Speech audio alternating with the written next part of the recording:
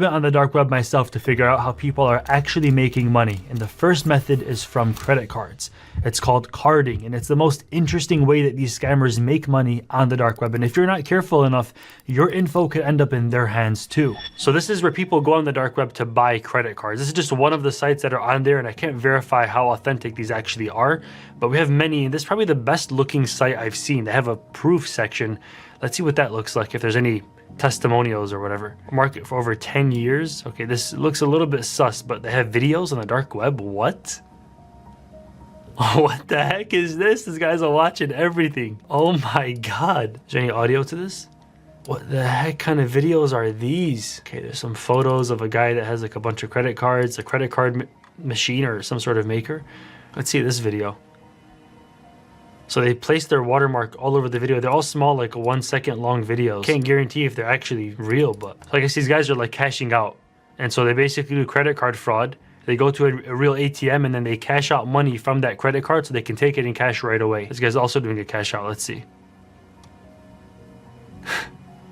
Okay, interesting. So this is his proof page, and he also has email address, FAQ section. So this is the pricing page. As far as it seems, also have digital cards like Apple Pay, prepaid cards, prepaid MasterCards, PayPal transfers, Western Union, and shipping with an actual tracking number. Okay, but they also have an escrow service. So it says, we understand that there are a lot of scammers on the deep web, so we are ready to accept your order via escrow. They have the escrow, which is 5% commission, the multi, which is 6%, and then your escrow. You can offer an escrow you trust. That's making me honestly believe that this may be a real carding website. Like, that's a legit one, because if you're able to do your own escrow that you trust, there's basically no way that they could scam you. An escrow is basically a site that allows you to send the money to them. They hold the money until the order has been delivered, everything looks good, and then they pay the seller after. And so you can't really get scammed if you're using your own escrow technically, right? It's interesting. Is it safe to receive the cards to my address? So my last video, I talked a little bit about this. All cards are safe for delivery. We make sure to send the cards in safe packages such as greeting cards, magazines, and more. In addition, our cards look exactly like regular credit cards with high quality of printing and embossing. And so I tried to disguise their packaging in a way that looks like, you know, the USPS driver wouldn't think anything of it. So on their FAQ page, it says, why don't you withdraw by yourself? And that's honestly a really good question. If it's such a good deal, why are you even selling these things to begin with? Of course, we do withdraw by ourselves, but we cannot cash much money in one small city because it is dangerous. It is also very dangerous to cooperate with agents in other cities because they can be the police. It is easier and safer for us to deal with the sale. We also believe in Bitcoin and hope to get rich with it.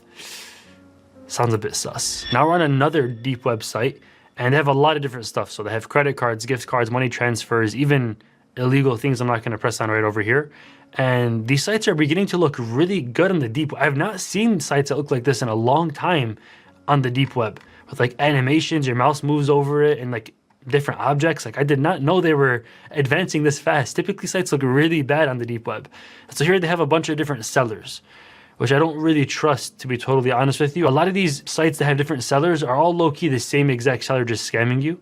And so I can't ever, you know, verify these are really real. But let's see what they show up here. Royal Card, offering top card services, MasterCard, Visa, Premium Amex prepaid card. I don't know if Amex even has a prepaid card. And look at all these reviews they got. They show all of these reviews, all 5 stars. I can't tell if they're real or not real, but every single review is a 5-star. It's a little bit sus. As many as 3 cards and everything went well in the end. February 2022. 2,047 sales. Return rate is 2%. You can return these cards? There's no way. Yeah, with sites like this, you can't ever really guarantee. These really could all be fake reviews. 5-star service, will shop here again.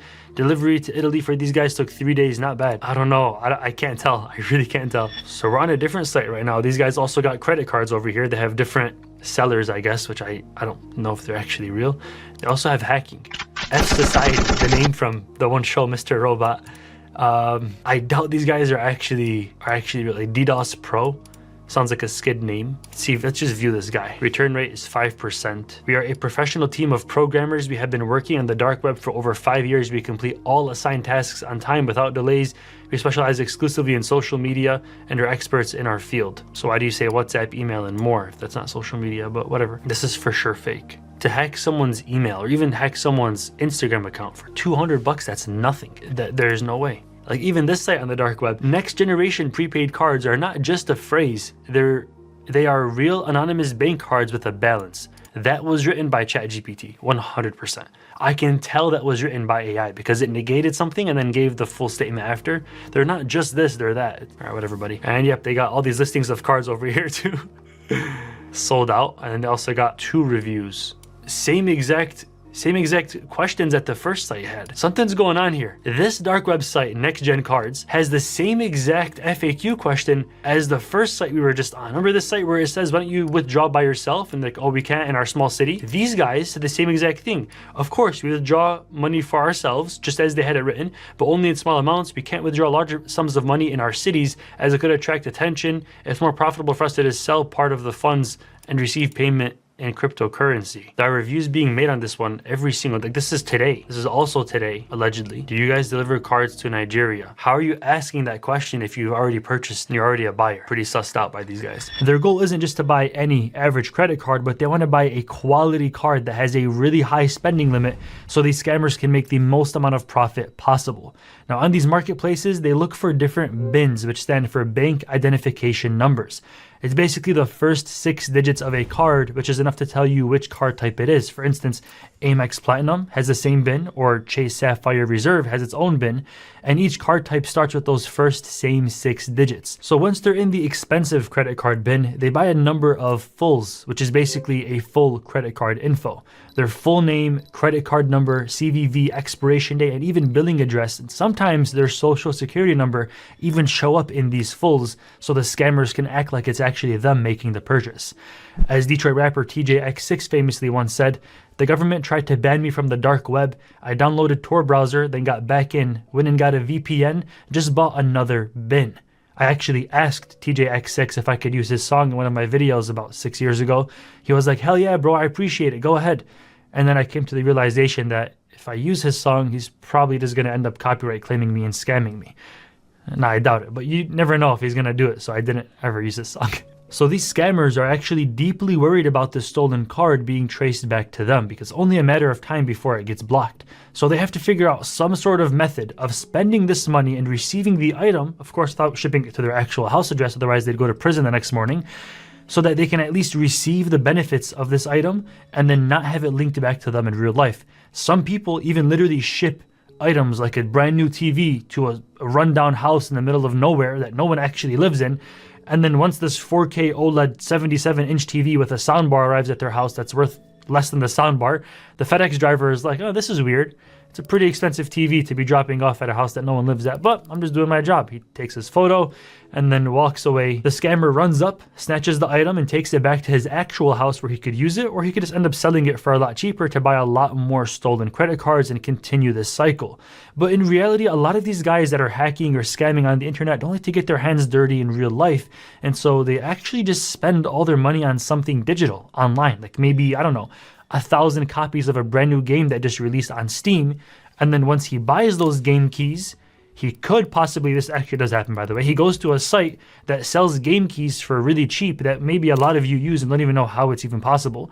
He buys each game for $70, but in reality it's $0. And then he ends up selling it to this game key website for about $50. They take their cut, and then you would, as a consumer, might go and buy it for like $55. So technically it's legal, it's totally legal for you to buy this.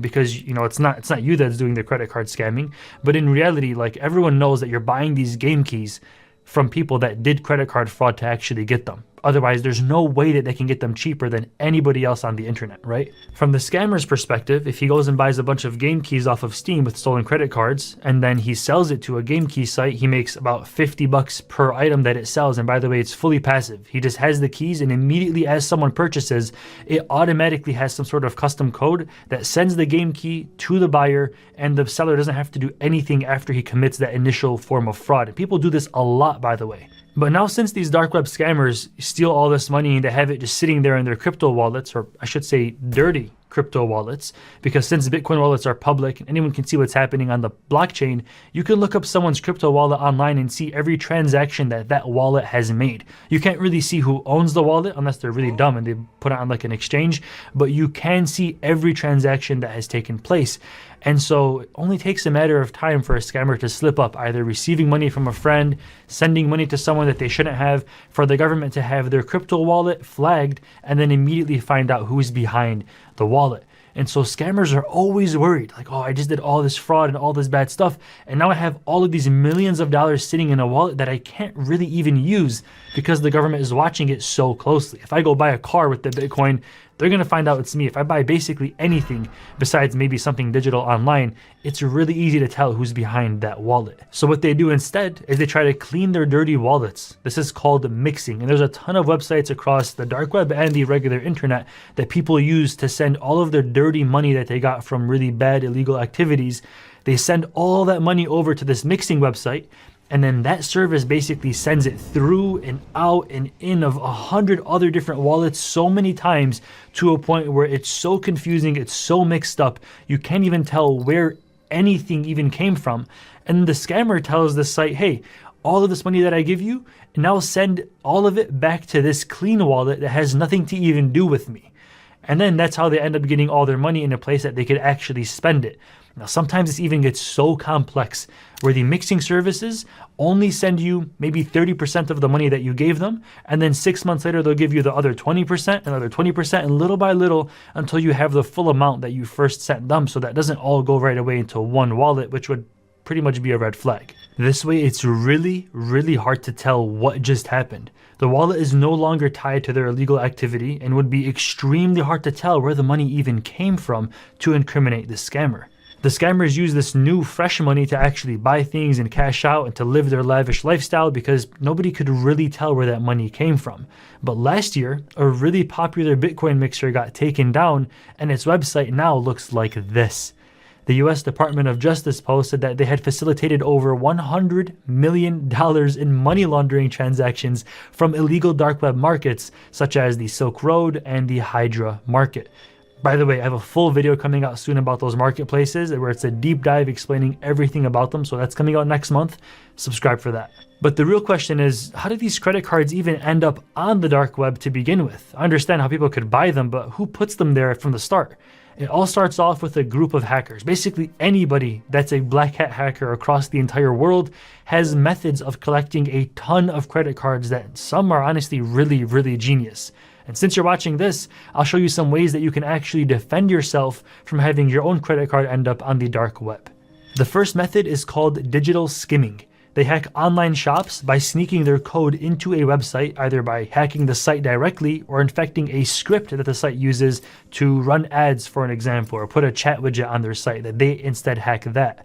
So basically, as long as their malicious code is anywhere on that checkout page, you are cooked. As the user, when you're checking out, all of the info that you're typing in plain text is immediately sent over to that hacker. That means your full name, your card details, your billing address, which the scammers will actually use to make a full list and document and actually go through and sell to people on the dark web. The hackers also use something called POS malware, which actually infects the credit card reader inside of regular stores in real life that you may go to. So they infect these machines to do something called RAM scraping, where it's able to find the full card details unencrypted before it even gets sent off and processed to make sure that it's you that actually owns that card. You can't even tell when this is happening because your order actually does go through as normal, but the hacker was listening the entire time and just collecting cards all day long non-stop. Imagine they do this to 20 different stores every day. They're just collecting thousands of cards by doing nothing, just passively. Another method is called skimming. Now, unlike digital skimming, this is something that you can actually do something about. Whenever you're putting your credit card either in an ATM or a vending machine in real life, hackers sometimes place a device on top of the reader that looks like it's directly a part of the machine, and sometimes it's stuck on so well you can't even tell. People post examples of this online all the time, showing how in busy cities or on ATMs, they find a skimmer device that was collecting people's card info this entire time, even at like a gas station pump sometimes. Just make sure before you ever insert your credit card that it doesn't look like there's a device sitting on top of the device. You could try to like maybe twist it or pull it a little bit to make sure that it's not actually, a skimmer. But honestly, these are also still really hard to figure out because if it's made perfectly where it fits in, it's flush, and it's glued on so tight you can't even tell, there's not too much that you could do. And then there's the occasional data breach, where a hacker will literally break in and steal tens of thousands of credit cards and be able to go for months without anybody actually even noticing. This happens all the time. I'm pretty sure in the US in this last year, a data breach happened that exposed every single citizen's SSN number. And so a lot of this stuff you really can't do anything about. So one of the only methods, honestly the method that I use a lot, is whenever you're paying for something online, I'd really recommend using something like Apple Pay, Google Pay, Amazon Pay, or even PayPal at checkout, because instead of actually typing in your credit card info one by one into an infected site, it's much, much safer because your card is actually just stored with Apple or Google. And then whenever you press purchase, Google tells the merchant what your card is, and it doesn't ever actually happen on plain text on that site. So the hacker isn't able to listen in and steal your card information. Now these hackers have tons of credit cards coming in through various different methods. It's like a passive income method. And then they end up just selling all of these credit cards to a vendor on the dark web that buys them, and then that vendor would start to redistribute them and sell them like a man in the middle or some sort of shopkeeper, because real hackers don't have time for all that. They just want to, make their money, grab their credit cards, dump it, and just keep on moving on to their next project. So one of the easiest ways to also stay protected is to never use your debit card and put every single purchase that you possibly can on a credit card. It's actually a really smart tip you're probably not going to hear from anybody else online.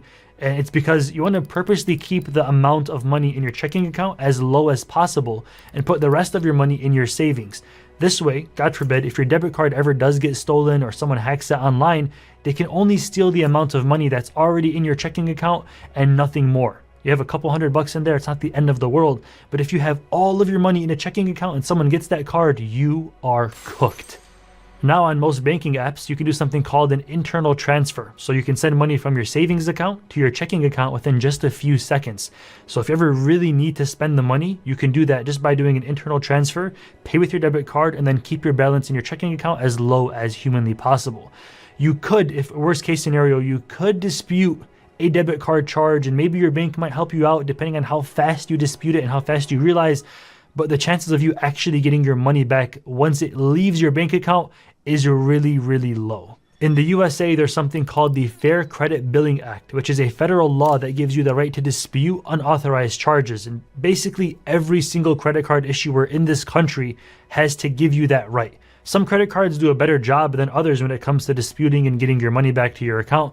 Amex and Discover are some of the best in the country, to be honest. They have the best customer service and they're really good at disputes, especially when it comes to you being scammed or your card getting stolen. And a lot of these dark web scammers know that. They know that the consumer really isn't going to end up losing the money. They're just going to call their credit card and they're going to get all their money back. And so they know that they're not going to really actually financially be hurting you. And so who they're actually hurting is the merchant. Because whenever you dispute it and you get your cash back, the merchant is the one that loses the money on the TV that they just sold you or the 1,000 game keys on Steam. So whoever sells the item ends up having to lose all the money that the scammer just took from them. Now, if the merchants are smart, nowadays, a lot of times they actually make you verify with something called 3D Secure. So you probably notice if you're making a really big purchase, sometimes you'll see a pop-up that comes up saying verify with Visa Secure or American Express SafeKey, where it sends a 2FA code to the phone number that's linked to the credit card account. So it verifies that it's actually the owner making this purchase. And then a new system came out recently called 3D Secure 2.0 that does a full risk assessment on every single buyer before making them do the verification challenge. So their software is always asking questions like, does your IP address match your billing city? Have you ever used this device or this IP address to make a purchase before? Is this type of device a device that you typically make a purchase on? The time of day that you're buying this, is this normal for you to be buying a TV at 4 in the morning, or is this kind of sus? And basically, if they have to raise their eyebrow at any of these questions, they'll make you go through and do a 2FA challenge to verify that it's actually you making this purchase and you are who you say you are. Now, whenever this does happen, the scammers know that they're